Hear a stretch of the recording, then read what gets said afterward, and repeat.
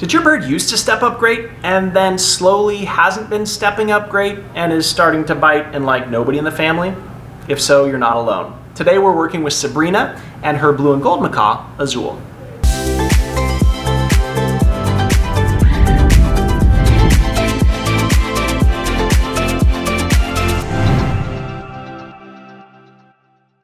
The big takeaway from today's lesson is allowing your bird to say no.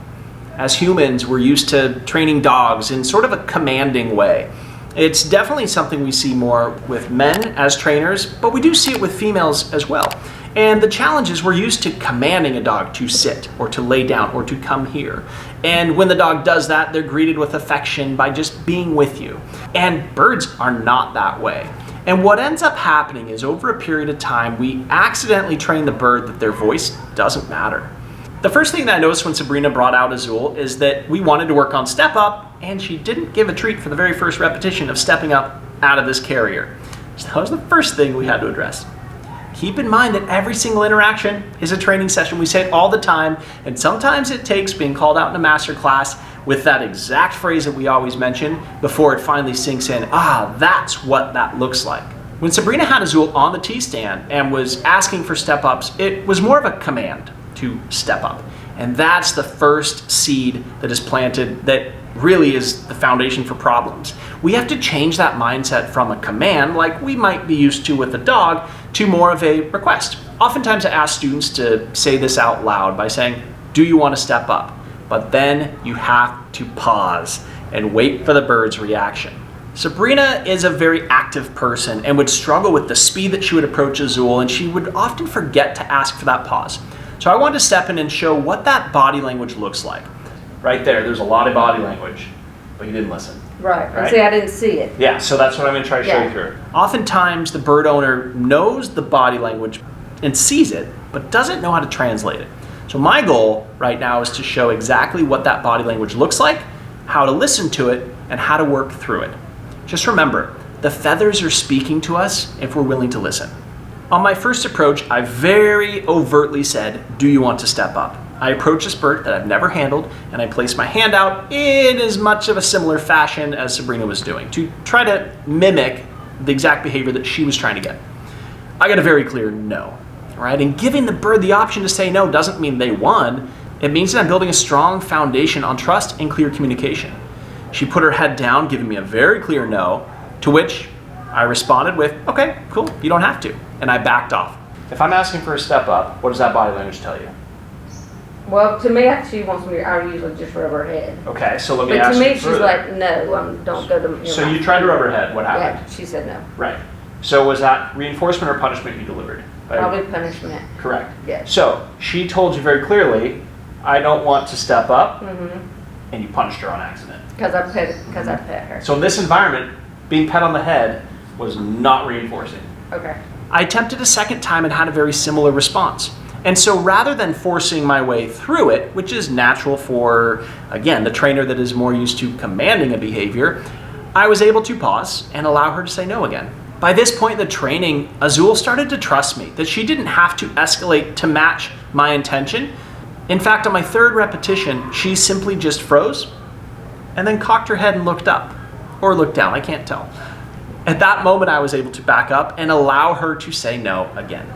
The important thing is when you give your animal that voice and that choice to say, "No, I don't really want to," is to pause and say, "Why not?" Well, one, she doesn't know me. Two, we're in a strange room full of tons of people.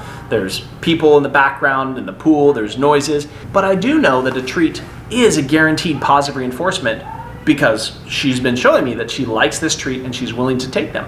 So I reminded her, I said, "Do you want to step up?" And I reminded her that I had a treat. In this case, she almost was thinking, "I don't know you, but that looks really good." And she reached up with her foot. I allowed her to touch my hand. However, a key moment here is that she didn't transfer weight onto my hand, which told me she still didn't trust me. I had to build that friendship of clear trust and communication. So I verbally bridged her because I didn't have a clicker. So I simply said, "Good." And I gave her the treat and I backed off. Again, giving her the choice to say no. She didn't bite me. She was definitely heightened. And there was a chance that she would step up and bite me. But she didn't. She communicated clearly. She put a little bit of weight, but she wouldn't transfer the weight. So that was her way of telling me, "Hey, I don't actually want to step up." but that's how we're establishing a She at clear least communication. tried. So what's the difference between the first approach? She put her head down. After a couple of those, she just paused and looked at me. And then finally, when I showed her a reason to step up, she got a little bit closer towards my goal. So again, what is your intention, and are we making measurable steps towards that? Right? Yeah. And if you know your intention, then you're going to deliver reinforcement properly as opposed to accidental punishment. On the fourth rep is where the magic happened. Because of showing that I respect her opinion and her voice, and I will allow her body language to communicate to me exactly what it wants, and I will get the reaction that she's looking for by leaving her alone, I was able to say, do you want to step up for this treat? And I finally got a yes, right? If I'm like, hey, do you want to step up? And I'm getting a no, that's a no. I might say, what about for this?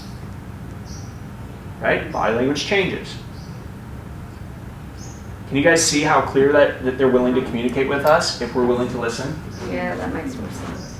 Now that Sabrina understood how to read Azul and what the body language actually meant, she was able to take appropriate steps forward to help restore her relationship with Azul.